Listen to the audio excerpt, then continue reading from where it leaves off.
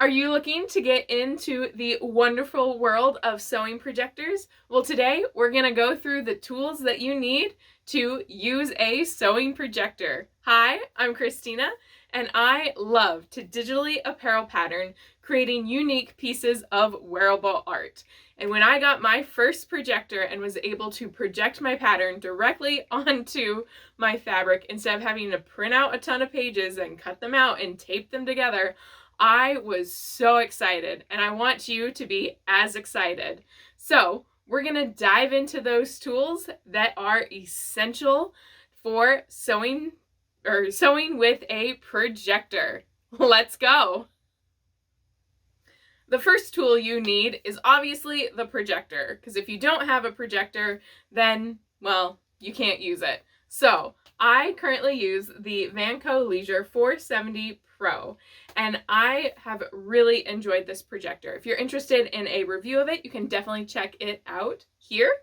And if you are also interested in learning how to dial in the projector, you can check that out here. Now that is specific to the vankyo 470 Pro. However, I do believe most projectors will be very similar in style, so you can probably make it work for any projector that you have.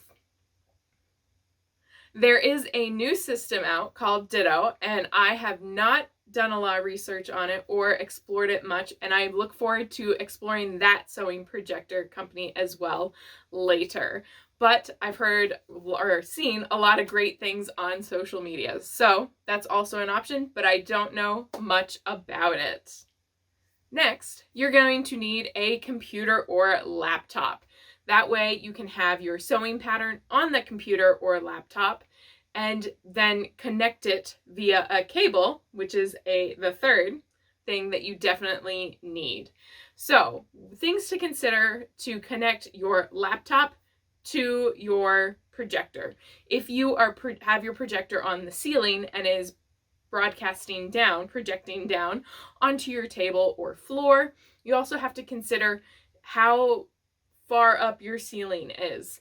So I have a 10-foot HDMI to HDMI cord that reaches from my ceiling down to my computer. The projector did come with a cord, but it was only a 3-foot cord, which means I'd have to either somehow figure out how to put my computer way up near the ceiling to have them connect, or I would have to have my projector on a table projecting onto a wall, meaning I would then have to trace out the patterns onto paper, which works and is a great way to do it if that's what you're trying to do, but I was looking to trace the pattern directly onto my fabric and get cutting immediately. So you make sure that you have the correct cord, for one. You want to make sure that the connections are good that can go into your computer as well as into the projector, and you also need to make sure that cord is long enough. Next comes the cutting mat. I like working with cutting mats because when you are projecting directly onto the fabric, depending on how you are going to be putting together your garment, you can just cut it out with a rotary cutter. So I really enjoy having these types of self-healing cutting mats. That way you can, that way you can definitely just lay out your fabric and mark all the notches you need and cut it out as you go.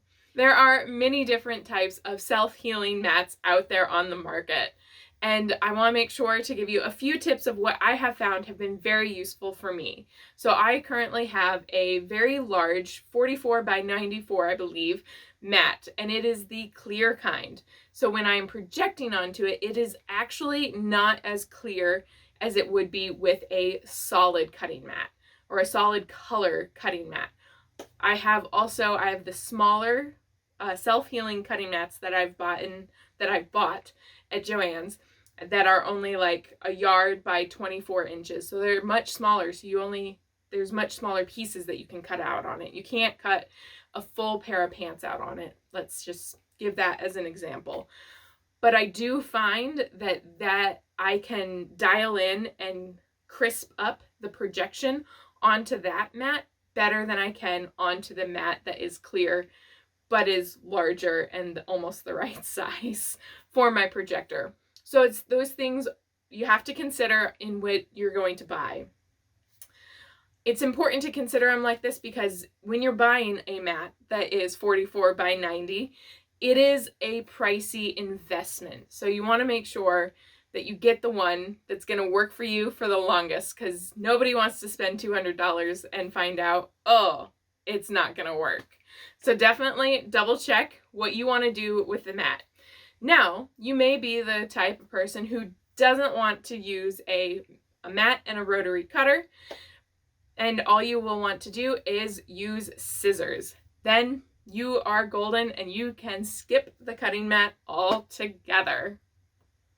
Next comes the rotary cutters. You need rotary cutters to use on your self-healing mats. So make sure that if you are going to go for the mat, you also get some rotary cutters. These come in many different sizes as well as many different styles. Everybody has a slightly different style that they prefer.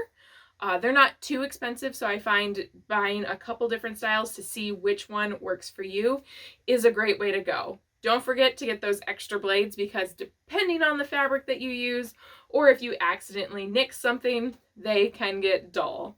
And the blades aren't too expensive and very handy to have around when you're trying to make something and then all of a sudden you just can't cut it because it's not cutting through all the fibers of your fabric. That's not fun. So make sure you get some extra blades with your rotary cutters. Another tool that is essential to have, it's one of three. I actually have all three, and it just depends on what I'm using, is dependent on which one I use. So it is tracing paper, chalk, and fabric marking pens. You need these to be marking your notches and to be marking any darts you need or any other information that you want to transfer from the pattern onto the fabric. Depending on what I am doing, I like to use different items with it. So I always prefer to use tracing paper to shape out my darts. And if I'm doing something that is super precise and everything, I actually will trace out my stitch line, my cut line, and all of my notches and everything from tracing paper to fabric. That way I know it's not stretching on me in any weird ways, and I'm lining everything up the way it needs to be.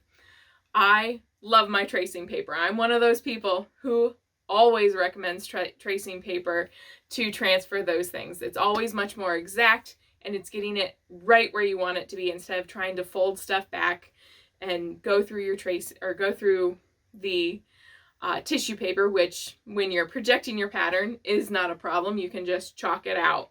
So there are pros and cons to both. And when I am using more knits and just having to do notches and other small details, I definitely use my chalk or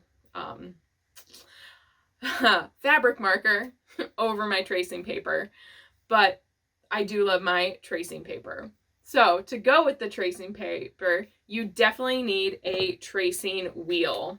So there are many different wheels on the market. I love the ones that have the smooth edge as well as a, let's get it back out. Maybe, there we go. As well as a serrated edge. That way you can have different markings on the pattern if you need, or commonly what it is if you are marking on, my favorite example, white fabric, and you don't want any type of tracing to show through, you're going to use white fabric and white tracing paper. And when you're using the white tracing paper, I almost always recommend using the pizza wheel, which is the flat, smooth one, because it'll give you a solid line that you will easily be able to see while you're sewing. However, you will not be able to see it from the right side of the garment once it is complete. So I always recommend getting a tracing wheel that has both a serrated and a pizza wheel on it. But again, that is always the stitcher's preference on what they prefer. We talked a little bit earlier before about the rotary cutter versus scissors. So another tool that you definitely need, even if you're going to use a rotary cutter, is scissors. You want to buy yourself a good pair of fabric scissors. They are essential not only for cutting, but also for when you're sewing and that stuff. You need a great pair of scissors. I love my gingers. I love the very long 8-inch blade. I believe these are my 8-inch blades. Yeah, these are my 8-inch blades. I have a pair of 10-inch blades that fell on the floor recently and are nicked to everywhere, so they need to go get sharpened. But I always recommend having a good pair of scissors. I love scissors. I have many different scissors that are apparently strewn all about my sewing studio at the moment because we have a few projects going on because I only have 2 behind me. But that is sometimes how it goes. So I always recommend having at least one good pair of scissors, if not more, so that you can always find a good pair of scissors and you're not driving yourself crazy.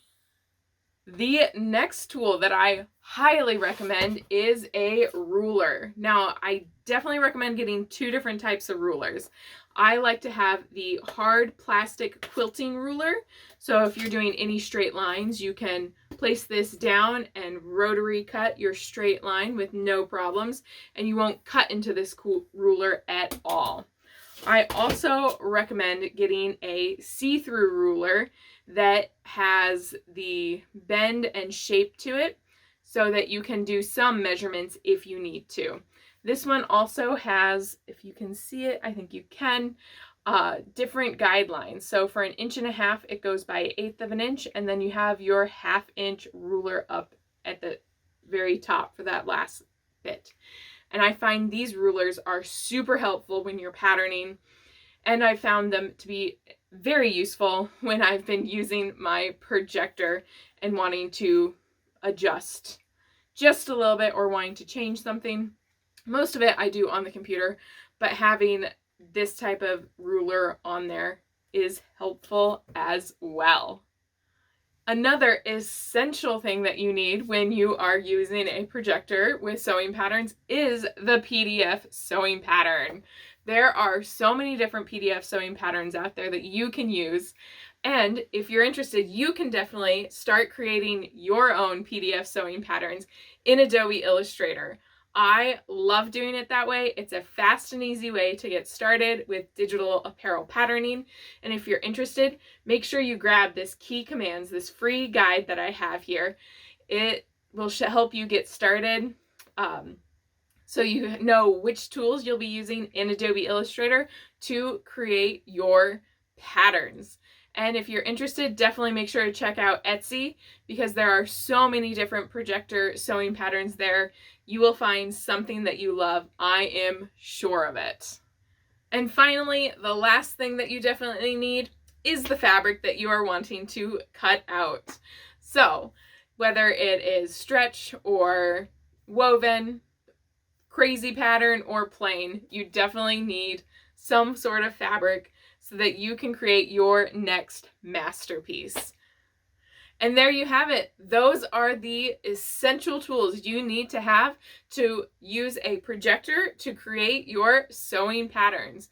If you enjoyed this video, please make sure to like and subscribe so that you can see other fun projected sewing pattern videos, as well as how to start to learn how to digitally apparel pattern in Adobe Illustrator so that you can be creating your own sewing patterns. I hope to see you in some of my other videos. Happy patterning!